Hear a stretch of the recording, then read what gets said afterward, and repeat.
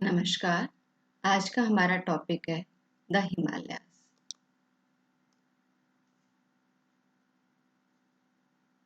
प्रकृति से भारत को हिमालय पर्वत, विशाल उत्तरी मैदान एवं दक्षिण के प्रायद्वीप एवं द्वीप समूह के रूप में बहुत बड़े उपहार के रूप में मिले हैं। यहाँ की पर्वत श्रेणियाँ, जलवायु, भौगोलिक स्थिति, मिट्टी, खनिज पदार्थ एवं वन संपदा सभी देश को समृद्ध बनाने में महत्वपूर्ण योगदान देती है।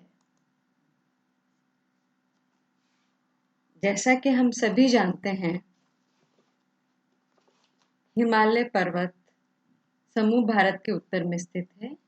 ये पूर्व पश्चिम में स्थित है और पश्चिम में सिंधु नदी के महाखंड से पूर्व में ब्रह्मपुत्र नदी के महाखंड तक इसकी लंबाई 2400 किलोमीटर है। They are about 2400 kilometers from the Indus in the west to Brahmaputra in the east in an arc shape. ये कर्व के रूप में है, धनुष्कार है, चाप के रूप में है। इस प्रकार इसका फैलाव पूर्व पश्चिम दिशा में है। इसके उत्तर में तिब्बत का पठार तथा दक्षिण में उत्तरी भारत का विशाल मैदान है। इसकी चौड़ाई कश्मीर में 400 किलोमीटर से अरुणाचल प्रदेश में 150 किलोमीटर तक है। जो इसकी औसत चौड़ाई है वो 400 किलोमीटर से लेके 150 किलोमीटर के बीच में है।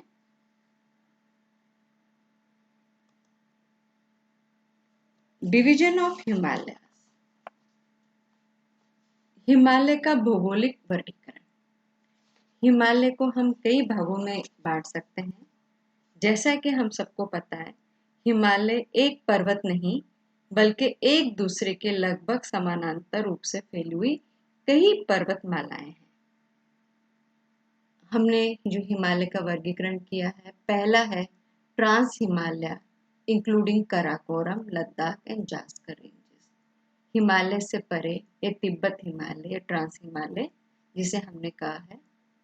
इसके बारे में विस्तृत जानकारी हमने अपने पहले वीडियो में दी थी। इसके बाद में आ जाता द हिमालयन रेंजेस, हिमालय पर्वत श्रृंखलाएं। इसमें द ग्रेट हिमालय, हिमाद्री आप उसको कह सकते हैं, वृत हिमालय, आंतरिक हिमालय आप उसको कह सकते हैं।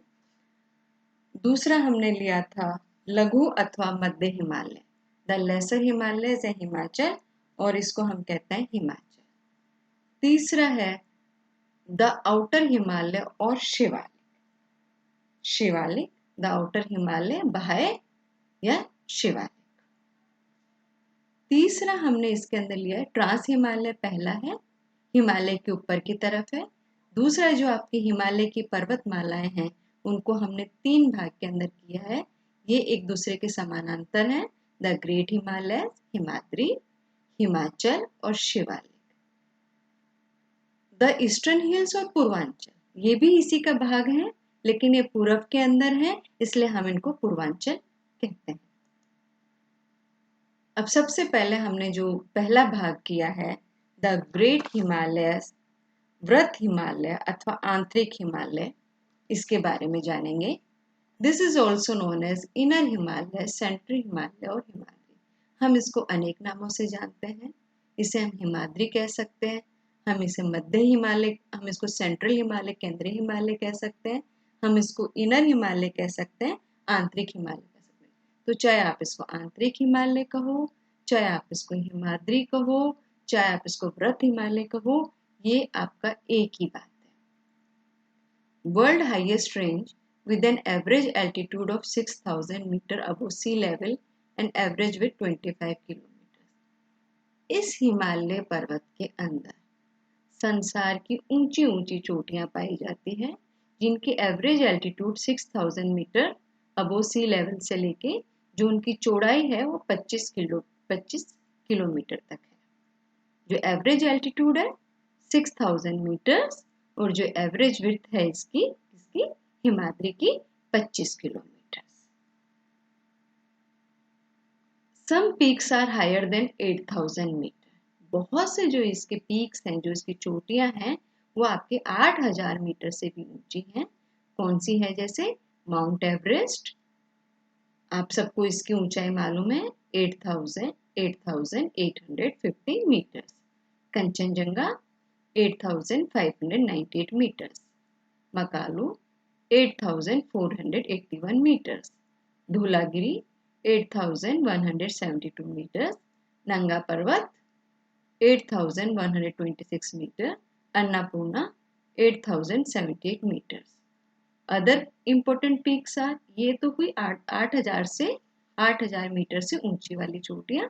और भी चोटियां इसके अंदर इम्पोर्टेंट है, पीक्स इम्पोर्टेंट है। और कौन से हैं? नंदा देवी है, नामचा पर्वत है, बद्रीनाथ है, केदारनाथ है। ये जो पर्वत श्रेणियां हैं, ये हिमालय पर्वत के गर्भ कोर में ग्रेनाइट, नीज और शिष्ट शिलाओं का आधिक्य है। इसके अंदर कौन सी पाई जाती हैं? रॉक्स कौन सी है? ग्रेनाइट है, नीज है, सिस्ट है। पार्श्व भागों में परिवर्तित एवं अपसादी चट्टानें मिलती है इसके अंदर। Include some famous passes: Burzil in Jammu and Kashmir, Zojila in Ladakh, Shipkila and Baralacha in Himachal Pradesh, Thakla, Niti, Lipulekh in Uttarakhand, Jelepa and Nathula in Sikkim. ये पर्वत श्रेणी इतनी दुर्गम है कि इसमें स्थित दर्रे भी वर्ष भर अधिकांश अवधि में बर्फ से ढके रहते हैं। कश्मीर में बुर्जिल जोजिला, हिमाचल प्रदेश में शिपकिला, लाचाला, उत्तरांचल में थागला, नीतिला, सिक्किम में नाथुला और जिलिपला महत्वपूर्ण है। जोजिला जिला है वो लद्दाख के अंदर है। दूसरा आ जाता है लेसर हिमालय, मध्य हिमालय। ये हिमाचल जिसे हम कहते हैं, इसे हिमाचल श्रेणी भी कहते हैं। Also known as Himachal middle Himalaya, which is separated from Shivalik range by Doon. Shivalik range से इसको अलग किया गया है। ये 60 से 80 किलोमीटर चौड़ी तथा 3000 से 4500 मीटर ऊंची श्रृंखला है। 3000 to 4500 मीटर ऊंची श्रृंखला है। जो इसकी हाइट है, वो हाइट है 3500 to 4500 मीटर इसकी है। Above sea level. The important ranges are Pir Panjal, Dhauladhar, Mussoorie range. जो पीर पंजाल रेंज है, कश्मीर की पीर पंजाल श्रेणी हिमालय का पश्चिमी विस्तार है। Pir Panjal range in Kashmir, Himachal Pradesh, the longest and the important range and extend from Jhelum River to the upper Beas River, separated from the Jaskar Range by Valley of Kashmir। जैसा कि अपन ने बात की थी अभी, कश्मीर की पीर पंजाल श्रेणी मध्य हिमालय का पश्चिमी विस्तार है।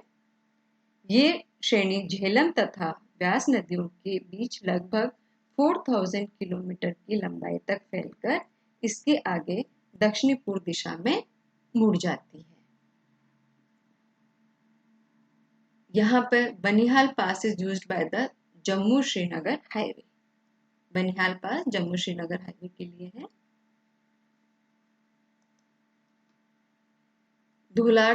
धौलाधर श्रेणी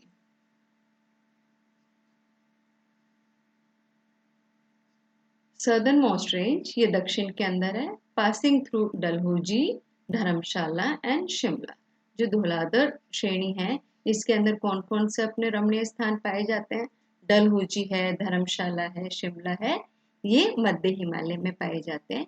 majority of the Himalayan hill resorts, like जो ज्यादातर आपके हिल रिसोर्ट्स हैं, जहाँ स्वास्थ्यवर्धक जिसको अपन कह सकते हैं हिल रिसोर्ट्स, वो कौन कौन से हैं? शिमला है, मसूरी, रानीखेत, नैनीताल, अल्मोड़ा। ये सब किसके अंदर है? मध्य हिमालय के अंदर है। Slate, limestone, quartz rocks. यहाँ कौन कौन सी चट्टानें पाई जाती है? स्लेट पाई जाती है, लाइमस्टोन पाई जाती है, क्वार्ट्ज पाई जाती है। और यहाँ पे वन संपदा कौन सी पाई जाती है? कोनिफरस फॉरेस्ट, जिसे अपन कहते हैं कोनधारी वन। तीसरा आ जाता है शिवालिक। ये लघु हिमालय के दक्षिण में इसके समानांतर पूर्व पश्चिम दिशा में फैले हैं। शिवालिक श्रेणी हिमालय की अन्य श्रेणियों की तुलना में बहुत छोटे आकार की है, इसलिए इसे उप हिमालय, सब हिमालय ही कहते हैं। हिमालय प्रदेश की बाहरी श्रेणी होने के कारण ये हिमालय की अंतिम श्रेणी है और इसके दक्षिण में भारत का उत्तरी मैदान स्थित है। ये सबसे सदर्न है और इसके बाद में क्या शुरू हो जाता है, उत्तरी मैदान। Width varies about 50 kilometre Himachal Pradesh to about 50 kilometre Arunachal Pradesh. इसकी जो चौड़ाई है हिमाचल प्रदेश में 50 किलोमीटर के लगभग है और अरुणाचल प्रदेश में 15 किलोमीटर के लगभग है।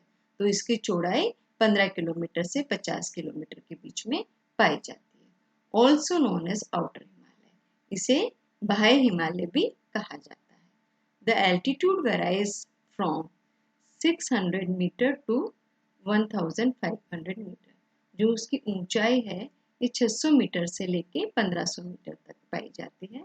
The Shivaliks were the youngest part of formation mountain chain. जो शिवालिक है ये सबसे हिमालय की सबसे नवीनतम श्रेणी है।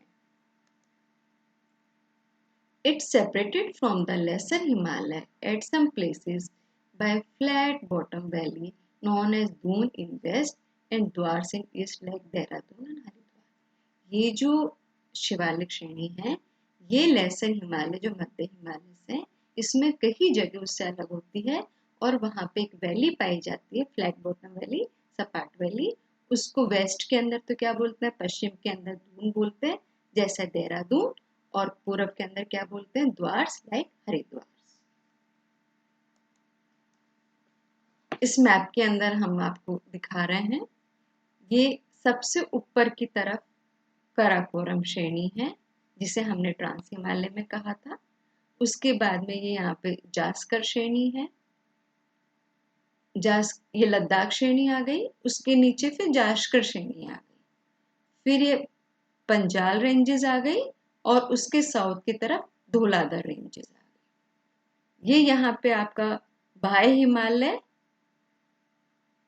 ये आपका हिमालय व्रत हिमालयस है, ये आपके यहाँ पे व्रत हिमालयस, ग्रेट हिमालयस।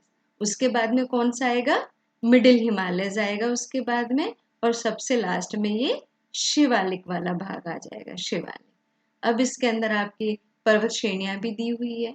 जो ट्रांस हिमालय काराकोरम है उसकी सबसे ऊंची पर्वत चोटी कौन सी है, K2, ये यहाँ पे दी हुई है।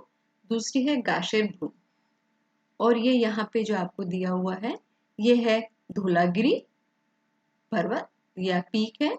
फिर ये आप इसके बाद में आ जाता है, ये अन्नपूर्णा है, फिर ये माउंट एवरेस्ट आ जाता है, ये मकालू आ जाता है, ये कंचनजंगा आ जाता है। ये पर्वत श्रेणियां हैं इसकी। और इस तरफ आप आएंगे पूरब की ओर तो ये आपका पूर्वांचल कहलाता है। इसमें आप और अच्छे से देख सकते हैं, सबसे ऊपर की ओर है काराकोरम श्रेणी, ये काराकोरम रेंज। ये इंडस रिवर है, सिंधु नदी है, ये पूरी की पूरी यहाँ से निकल के भारत में आके, लद्दाख में आके, जम्मू कश्मीर में आके पाकिस्तान में चली जाती है। ये ग्रेट हिमालयन रेंजेस हैं। जो ऊपर दिया हुआ है काराकोरम है, फिर ये वेस्टर्न हिमालय है, पश्चिमी हिमालय, बीच वाला भाग आया सेंट्रल हिमालय। हम हिमालय का अलग तरह से भी डिवाइड कर सकते हैं। कैसे करते हैं, पश्चिम की ओर हिमालय तो वेस्टर्न हिमालय, सेंट्रल में हिमालय, ये जो सेंट्रल में है इसको सेंट्रल हिमालय, केंद्रीय हिमालय, और पूरब की ओर है तो हमने इसको कहा eastern Himalaya.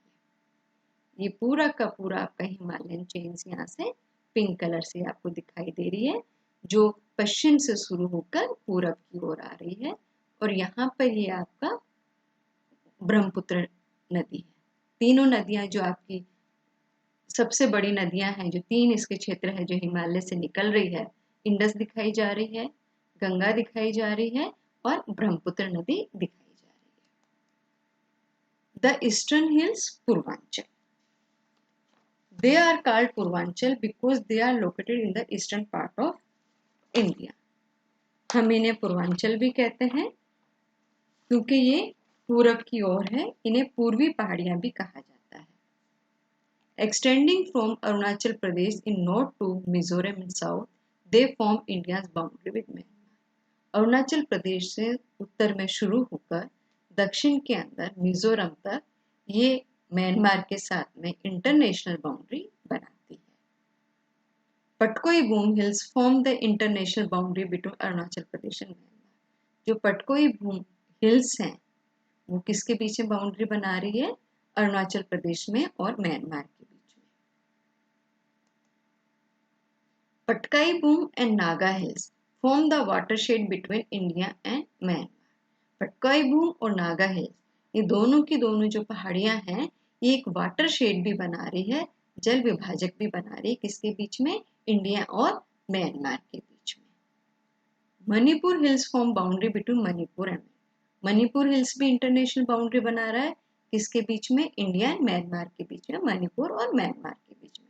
South of the Manipur hills are the Mizo hills in Mizoram. दक्षिण के अंदर मिजोरम में कौन सी हिल है?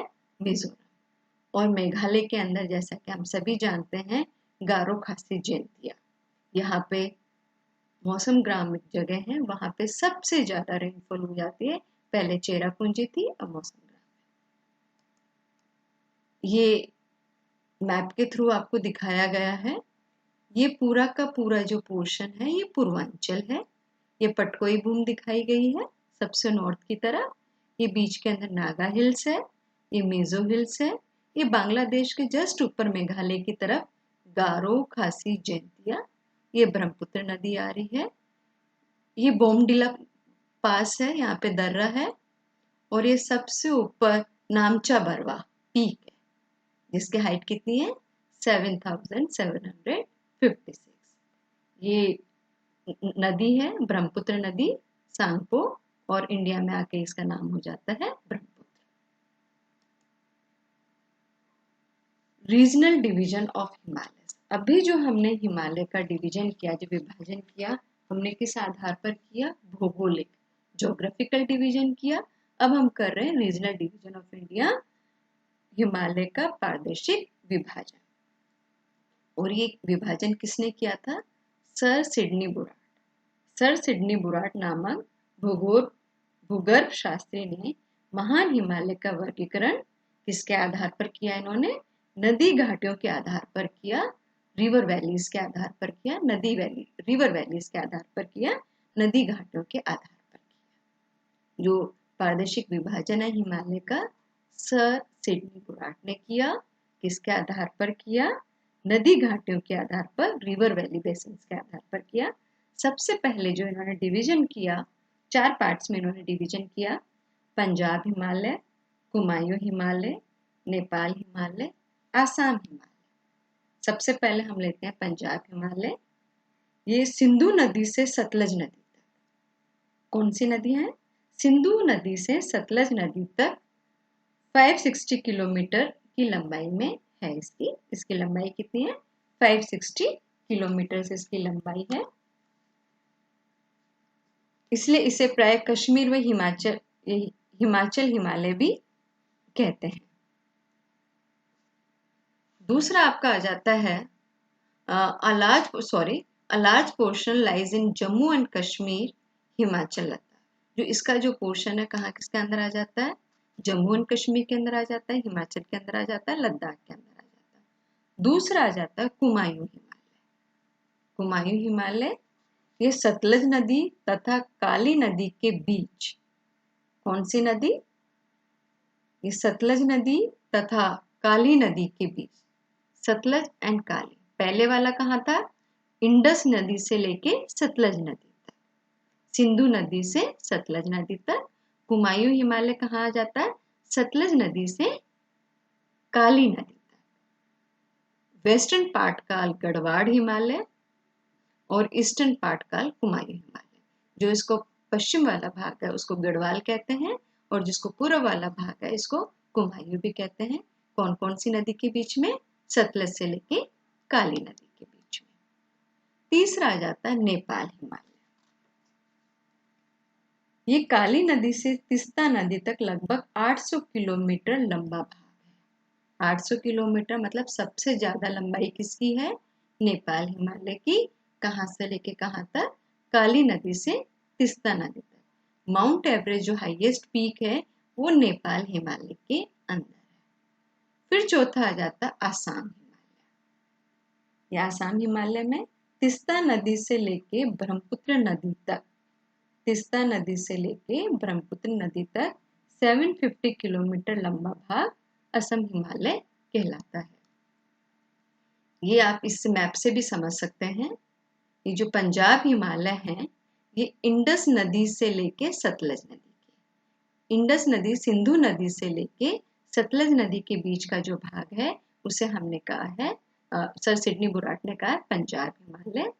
फिर सतलज नदी से लेके काली नदी तक, बीच में यमुना नदी भी आ जाती है, गंगा नदी भी आ जाती है, इसको इन्होंने कहा है कुमायूं हिमालय। काली नदी से तीस्ता नदी तक, काली नदी से तीस्ता नदी तक नेपाल हिमालय।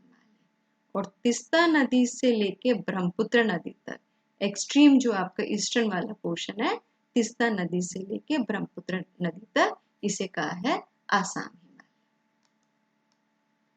Significance of Himalaya.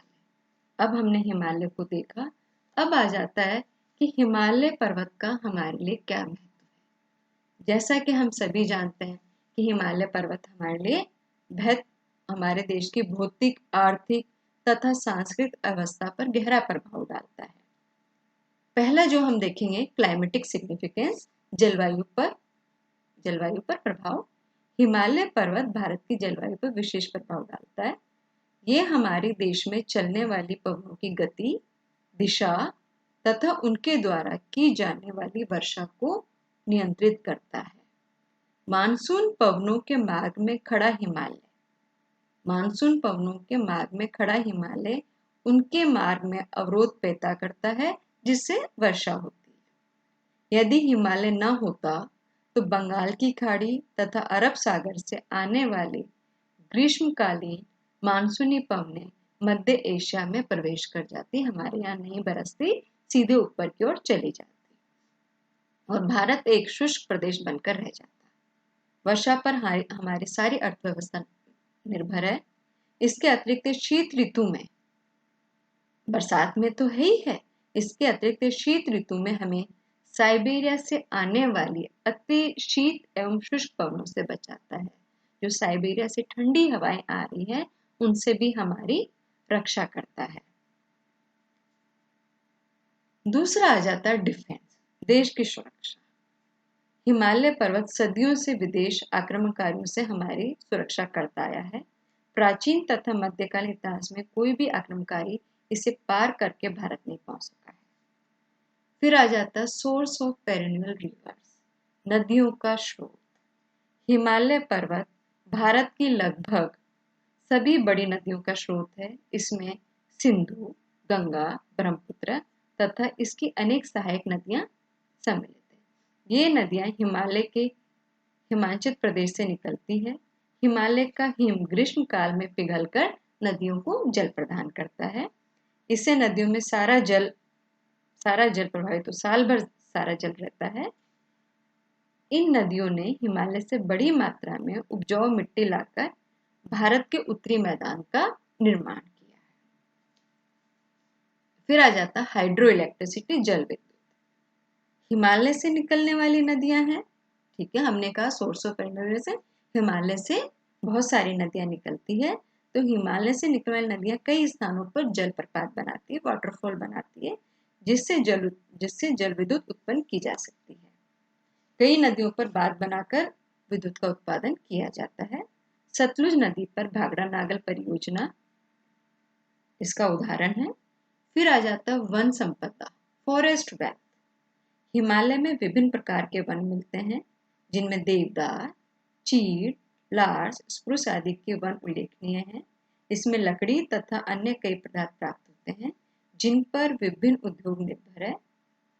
इसके अतिरिक्त इन वनों से जड़ी बूटियां तथा औषधियां भी मिलती है, मेडिसिनल वैल्यू भी है इनकी। फॉरेस्ट वेल्थ तो है ही है, वन संपदा तो मिल ही रही है, इसके साथ में ये मेडिकल के भी काम में आते हैं, औषधियों के भी काम में आ जाते हैं।